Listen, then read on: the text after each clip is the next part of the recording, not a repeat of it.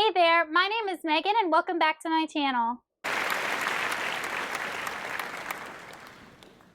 Today I'm going to be doing my February TBR. But before we go ahead and get on into the books I want to read in February, if you are not already subscribed to my channel, please go ahead and hit that subscribe button as well as the little bell icon so you can be notified every time I post new content. I post new videos every Sunday and every Wednesday and sometimes Friday. Also, don't forget to check down in the description box for links to all of my social media, including my Patreon and my Discord.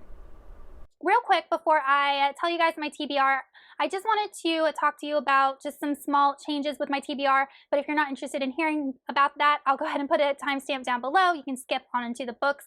But when I originally made my 2021 goals, I put it at 52, which I'm still going to keep my goal of 52, but I have a monthly goal of reading 5 books per month, which I have done in the past.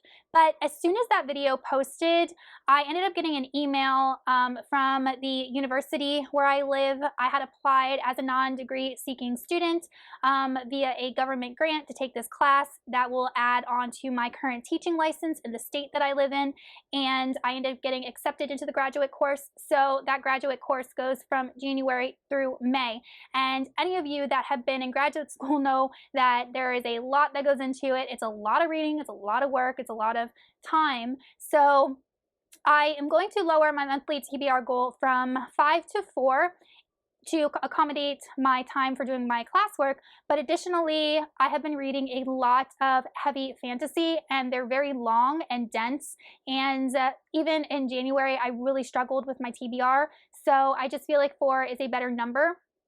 My course ends in May, so I will bump that up in the springtime, and also, since I'm a teacher, I get summer vacation off, and I can really catch up on some reading in the months of, June, July, August.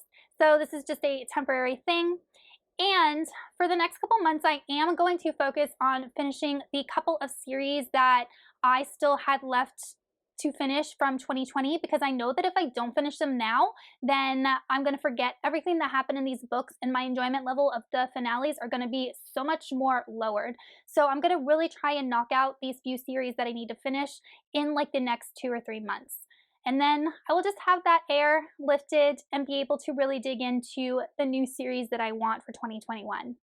So going off of that, the first book in my February TBR is going to be The Last Uncharted Sky by Curtis Craddock. This is book 3 in his Risen Kingdoms trilogy. This is an adult high fantasy kind of with steampunk elements series, and this is the finale. This is a series that I carried over from 2020, and I really just want to finish. This plot is incredibly entangled. It's very, detailed. There's a lot of things that you need to remember, and I don't want too much time to pass before I read it.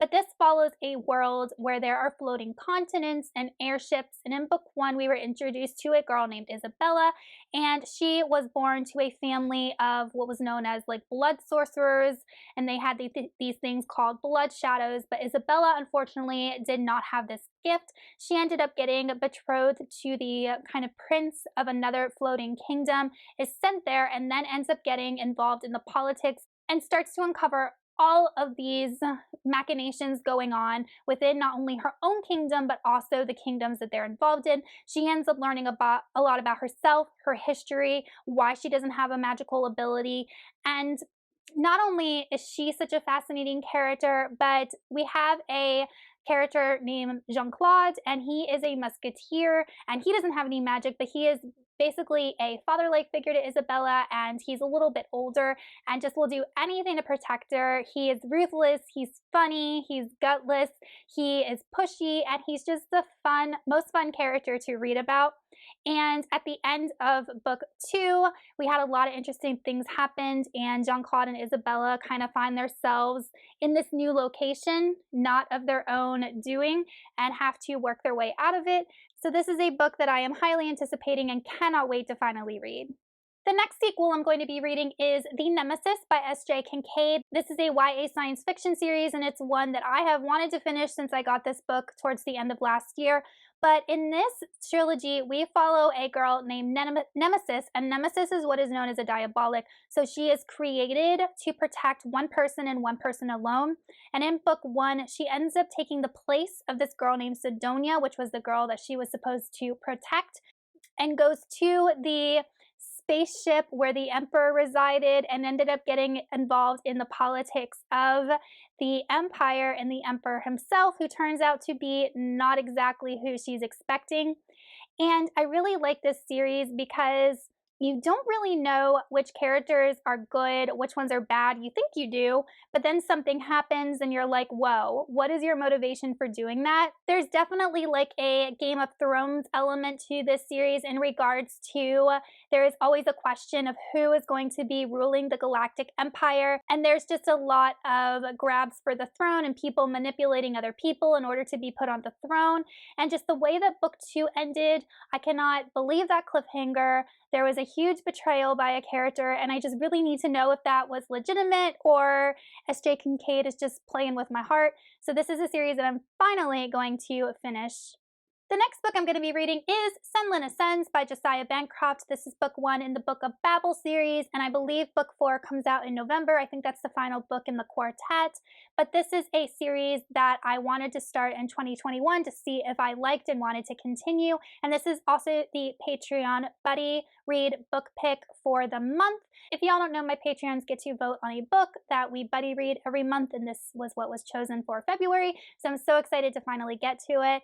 But I've heard just so many things about this book, some positive, some negative, so I'm really interested to see where I fall on the spectrum. But this follows a man named Thomas, I believe, and he is kind of like a bookish type guy, and his wife ends up getting kidnapped in the Tower of Babel, so he has to go into the Tower of Babel, go through all of these different floors in the Tower of Babel in order to rescue her. And I've heard that it is just not your traditional fantasy, that it incorporates a lot of just weirdness. And I mean, I'm here for weird. I can take a lot of weird as long as it makes sense and it contributes to the plot.